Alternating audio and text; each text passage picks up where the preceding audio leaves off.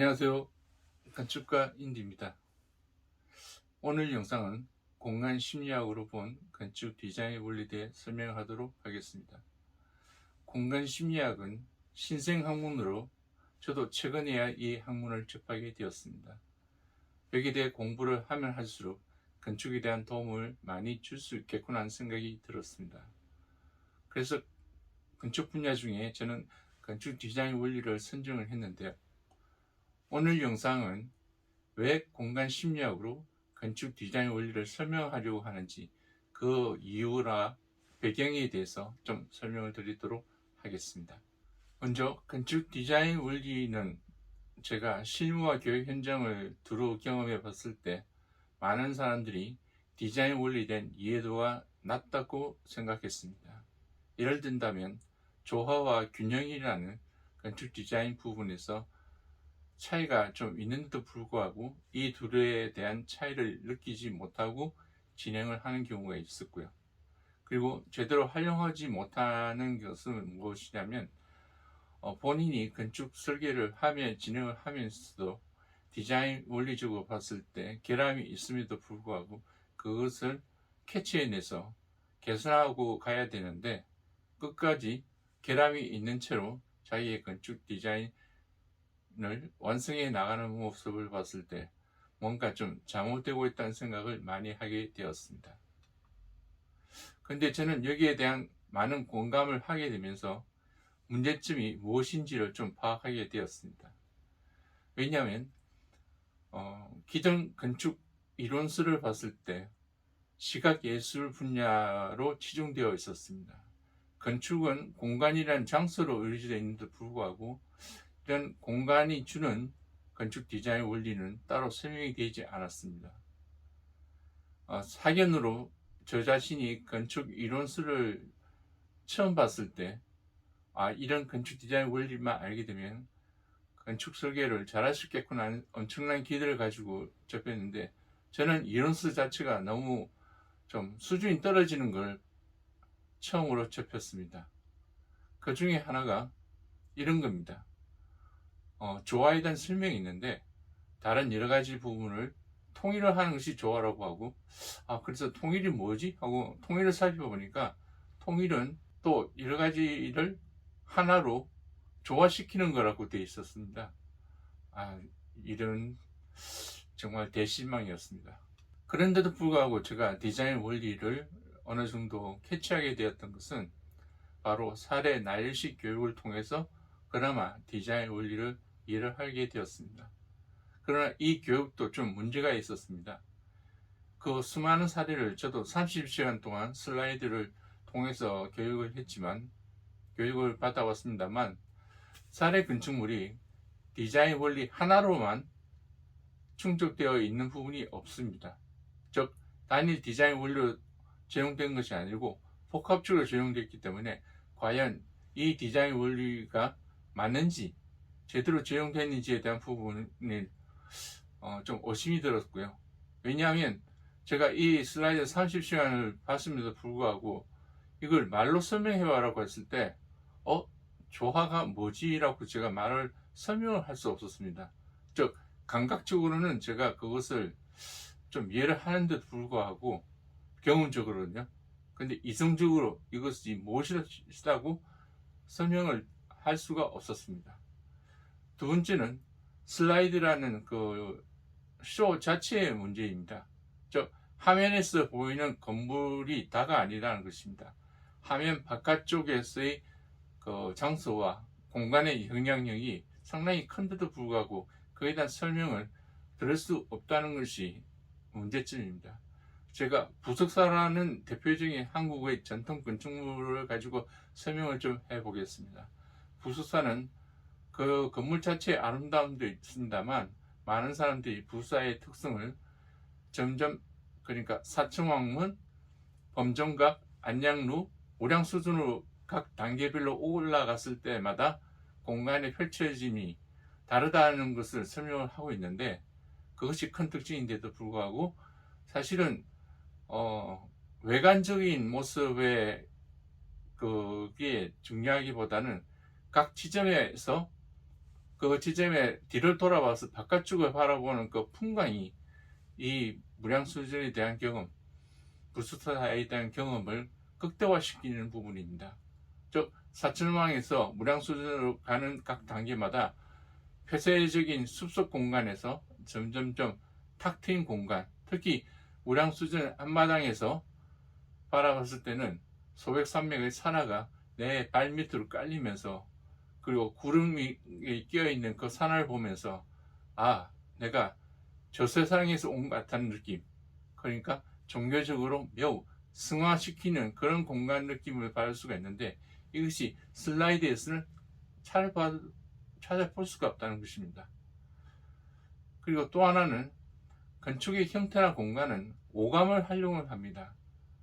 그런데 슬라이드는 시각적인 자료만 있을 뿐이죠. 물론 동영상을 통해서도 공간을 배울 수 있는데, 제가 예를 든다면 음향 디자인 부분은 이것이 보통의 슬라이드나 동영상으로서는 설명이 되지 않습니다.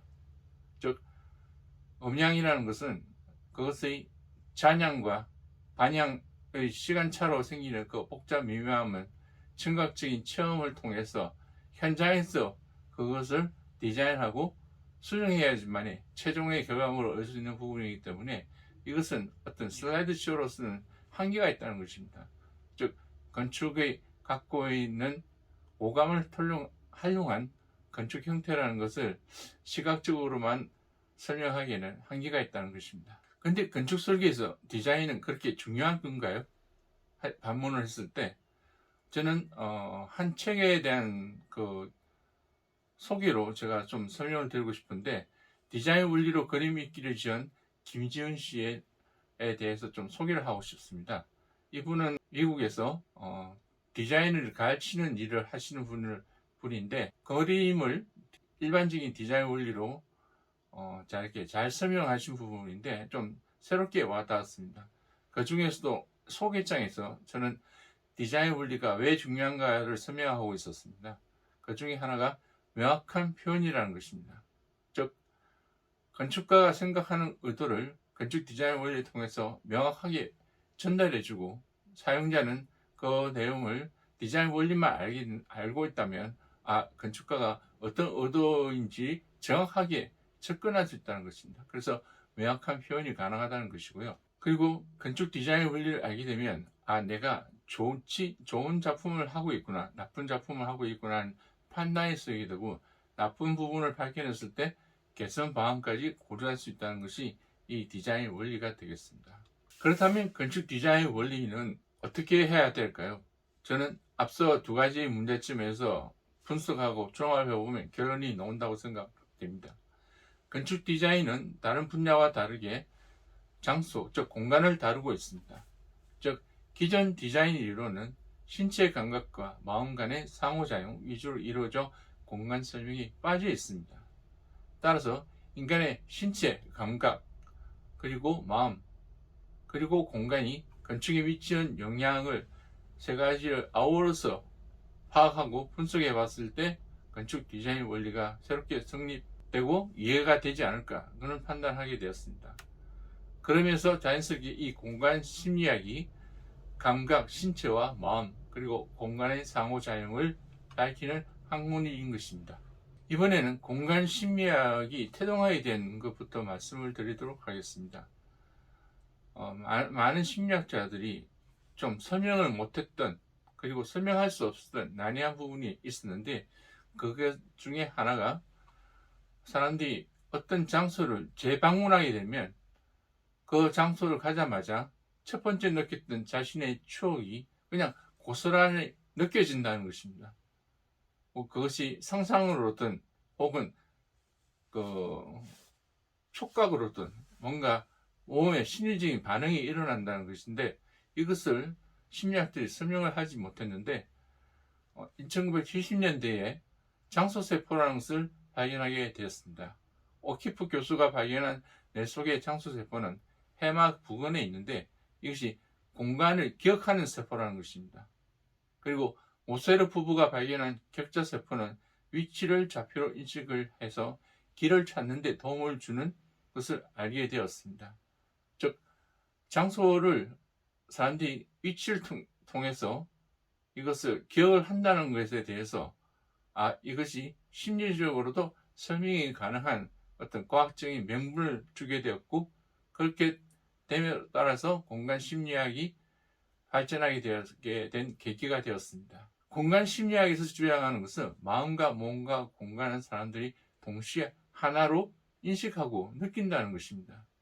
그래서 건축 디자인 원리에 이것을 적용해 보는 것이 좋겠다는 생각이 들었던 것이고, 제가 그 간단한 사례로서 마음과 몸과 공간이 하나가 되는 것에 대해서 설명을 드려보도록 하겠습니다.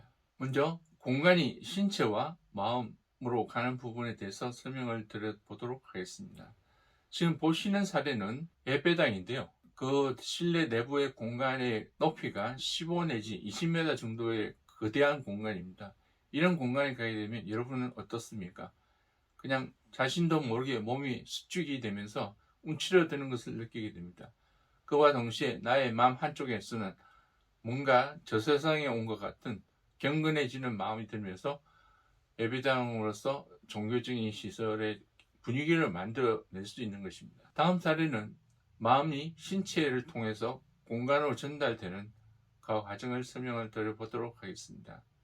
현대인들은 스트레스로 인해서 많은 피로를 느끼게 됩니다. 즉 몸과 마음이 지쳐나가게 되죠. 그럴 때 사람들이 찾게 되는 것은 관광지, 리조트와 같은 공간을 찾아가서 힐링을 받고자 합니다. 이것이 마음과 몸과 공간이 하나가 되는 경우입니다. 즉 리조트에 가면, 그 공간에 가면 신체는 릴렉스가 되면서 힐링이 된다는 느낌을 받게 되는 것이죠. 다음은 신체가 공간으로 마음으로 가는 경우인데, 저는 이것이 집짓기라고 생각합니다. 집을 지을 때 지금 보는 사진처럼 마을 사람들이 몇몇 전문가를 모시고 자기 마을 회관을 짓고 있는 광경입니다. 이렇게 마을 회관을 다 짓게 되면 마을 사람들은 어떻게 될까요?